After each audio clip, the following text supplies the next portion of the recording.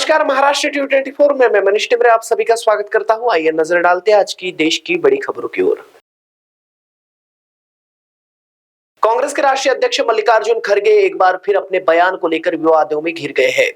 यह विवाद कर्नाटक के बाढ़ प्रभावित कुलबर्गी जिले में एक प्रेस कॉन्फ्रेंस के दौरान हुआ, जब एक किसान ने 4 एकड़ में लगी फसल को नुकसान का मुद्दा उठाया। खड़गे ने किसान को टोकते हुए कहा, सिर्फ पब्लिसिटी के लिए मत आओ, उनकी खुद की 40 एकड़ फसल बर्बाद हो गई है। इस बयान को असंवेदनशील मानते हुए भाजपा नेताओं ने खड़गे और कांग्रेस पर किसानों का अपमान करने का आरोप लगाया। उन्होंने इसे कांग्रेस की किसान विरोधी मानसिकता बताया। सोशल मीडिया पर वायरल वीडियो के बाद ग्रेटर नोएडा के किसान नेताओं सहित विभिन्न किसान संगठनों ने खड़गे के बयान की निंदा की है। उन्होंने दावा किया है कि ऐसे बयानों से कांग्रेस का किसानों के प्रति असम्मान झलकता है और इससे उनकी सत्ता में वापसी की संभावनाएं कमजोर होगी। भारत और यूरोपीय संघ के बीच लंबे समय से अटकी हुई मुक्त व्यापार समझौता की बातचीत अब निर्णायक मोड़ पर पहुंच चुकी है। दोनों पक्षों के बीच हाल ही में हुई बैठकों में कई अहम मुद्दों पर सहमति बन गई है, जिससे आने वाले महीनों में करार को अंतिम रूप दिए जाने की संभावना बढ़ गई है। यूरोपीय संघ भारत का तीसरा सबसे बड़ा व्यापारिक साझेदार है। साल 2024-25 में दोनों के बीच लगभग 155 अरब डॉलर का द्विपक्षीय व्यापार हुआ था। भारत ईयू को मुख्यतः इंजीनियरिंग गुड्स, फार्मा प्रोडक्ट्स, वस्त्र और कृषि उत्पाद निर्यात करता है, जबकि ईयू से ऑटोमोबाइल टेक्नोलॉजी, मशीनरी और उच्च गुणवत्ता वाली केमिकल्स का आयात होता है। भारत के ऑटोमोबाइल सेक्टर से उपभोक्ताओं के लिए एक बड़ी खुशखबरी सामने आई है। दक्षिण कोरियाई ऑटोमोबाइल कंपनी किया ने अपने लोकप्रिय मॉडल की कीमतों में भारी कटौती का ऐलान कर दिया है।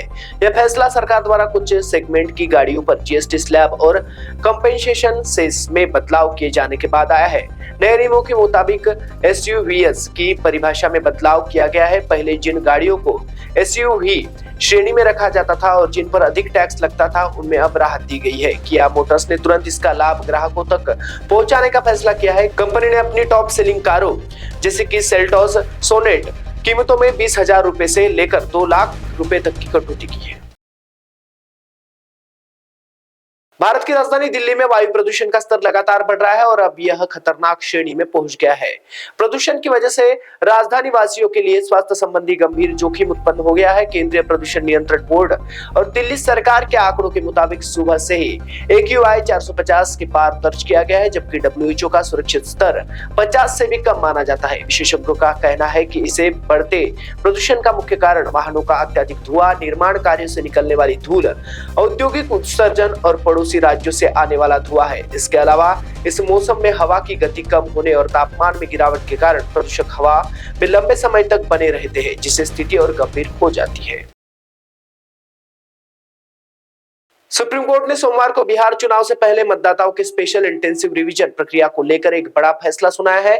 सुप्रीम कोर्ट ने बिहार को वैसे मतदाताओं की राहत दी है जिनके पास आधार होने के बाद भी मतदाता सूची के नाम काट दिया गया था। सुप्रीम कोर्ट ने कहा है कि आधार कार्ड को भी 12वें दस्तावेज के रूप में शामिल किया जा सकता है।